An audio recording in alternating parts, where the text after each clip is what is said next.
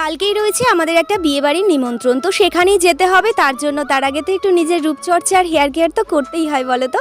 তো তার জন্য এখানে তিসিটাকে বেশ ভালো করে ফুটিয়ে নিয়েছি, তো তারপর ভালো করে আর কি হেয়ারে অ্যাপ্লাই করে নিলাম। এটা যতক্ষণে শুকাচ্ছে ততক্ষণ চলো আমি কি করি দেখি। একটু ভাবছিলাম বাদাম খাই, তো বসে বসে আর কি বাদাম খাচ্ছিলাম। ওই যে আমাদের এখানে মেলা হয়েছিল না, সেখান থেকেই কেনা হয়েছিল। তো বাদাম টাদাম খাওয়ার পরে দুপুরবেলায় স্নান টান করে খাওয়া দাওয়া করে একটু ঘুমিয়ে পড়েছিলাম। ঘুম থেকে উঠে এখন যাচ্ছি একটু বারুইপুরে। ওই যে মায়ের একটা শাঁখা আনা ছিল, তো সেই জন্যই আর কি মায়ের শাঁখাটা দোকানে দেওয়া ছিল, তো সেটাই আর কি আনতে যাচ্ছি। তো এসেই দেখলাম যে কাকু এখনও আমার মায়ের শাঁখাটা রেডিই করেনি জানো তো।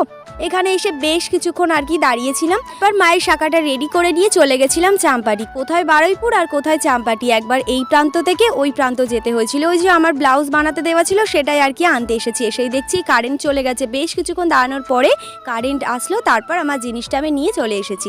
এখন আর কি ফুচকা খাবো, তো ফুচকার জন্য